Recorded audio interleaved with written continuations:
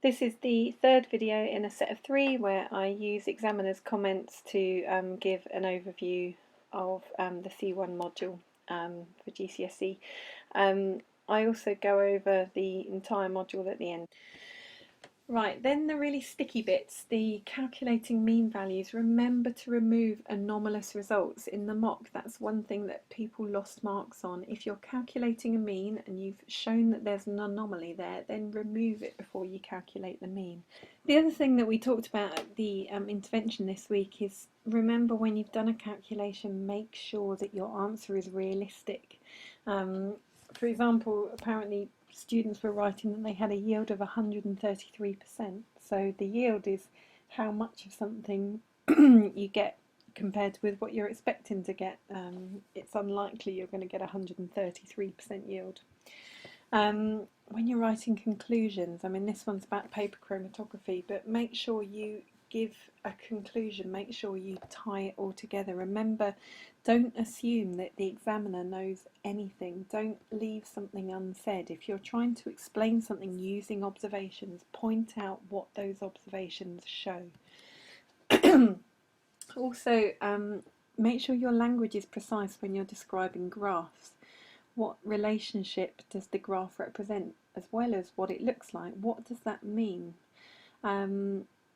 So it's really good to take into account the stuff at the start of the question. Don't just ignore the information that they give you in the question, but take care not to then repeat this as your answer. Use it, but don't repeat it. You won't get any marks for it. And also, when you're reading the question, make sure that you take into account things that they say not to do. So there was a particular question where they said don't refer to weighing errors. If they say that, don't include them, you won't get any marks. The word explain, if you see the word explain somewhere when you're reading through a question, underline it and make sure you have done so. Again, assume the examiner knows nothing. Don't leave anything unsaid. So a lot of students will recall facts, but you need to say why those facts are important, what those facts mean. So then just a quick summary of the bits that we left out. Pause this as you go through. So remember limestone, you need to know about the uses. The rotary lime kiln, the kiln here, this is something that people forget sometimes. The thermal decomposition, also the relationship with how it relates to acids. So we've got carbonates reacting with acids, which makes a salt plus water plus carbon dioxide. But the implications in terms of things that are made of limestone with acid rain, how we test for carbon dioxide, what happens when we heat carbonates. And this cement and concrete, there's a lot of detail here, the difference between cement, mortar, concrete, and then this is your typical 6-mark question, what's the advantages and disadvantages of limestone use and quarrying. We talked about the extraction of metals here and the reactivity series. Then there are some specific examples. So you need to know about how iron is extracted from its ore using carbon, and then about the process, why it is that we use steel rather than iron, what it is about this alloy, the advantages of it, what an alloy is. And then different types of metals, aluminium and titanium, are mentioned specifically in C1, so you need to know their properties, what they're used for, how they're extracted, why we have to use electrolysis for aluminium, for example. And also the implications of this, we're going to need lots of electricity to extract them, that is going to increase the price. Copper, on the other hand, we just heat it with oxygen, but you need to know things like the fact that this is a reduction, we're reducing things, we're taking oxygen away, and then these other things, phytomining and bioleaching. Other examples of metals, the transition metals, so we're talking about those in C3, but you need to know the properties, what they're used for, why it is that we can use copper for water pipes, because of their properties. They're easily bent, shaped, but they're also unreactive, or their reactivity is low, they don't react with water. Alloys, bronze and brass, aluminium, you know, all of these examples here, there are mentions specifically. how we use them, what's the problems with open mining to remove ores from the ground, but then why we want them, what are the advantages of using metals. Crude oil. This was something we've done over and over again. We've looked at again with the organic chemistry in C3. You need to know the process. The boiling points are what we're relying on here to separate things into fractions. We use fractional distillation. You need to know how to name them: methane, ethane, propane and butane. This general formula is referred to. Make sure you remember that each of these carbons has 4 bonds, whereas hydrogen is only attached to one other atom.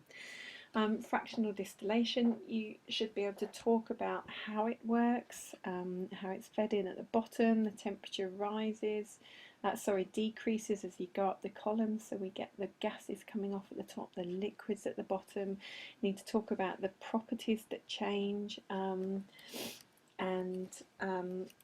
you also, let's go on a bit here, you need to know about alkenes as well, and how to draw alkenes. Ethanol, how we use ethanol, how it's produced. You need to know about vegetable oils. Again, it's a little corner of the syllabus that people often forget. Pressing, how do we work, how do we get things out using pressing? What about distillation? Think about the practical processes here, but also why they're important. Why do we have oils? Why do we use them? All this energy we get from it. The difference between unsaturated oils and saturated oils. How can we test for this? Think about the bromine water and what we would do to show how many double bonds there are in something. Cooking in oil, food, the advantages to cooking in oil, why we bother to do it, and this thing here about hardening things. So we're trying to make things more saturated, we're taking away the double bonds. This is hydrogenation, we're adding hydrogen, we're using high temperature and a nickel catalyst. You need to know about all of these little things, and remember the emulsions: hydrophobic tail and a hydrophilic head. That means that we're able to keep those oil and water, oil droplets and water molecules together, so it stops things separating. It's used in things like mayonnaise, milk and so on. And then other things, food additives. This is where we kind of talk about chromatography sometimes, because we separate out the food additives. Emulsifiers are used to make the texture better.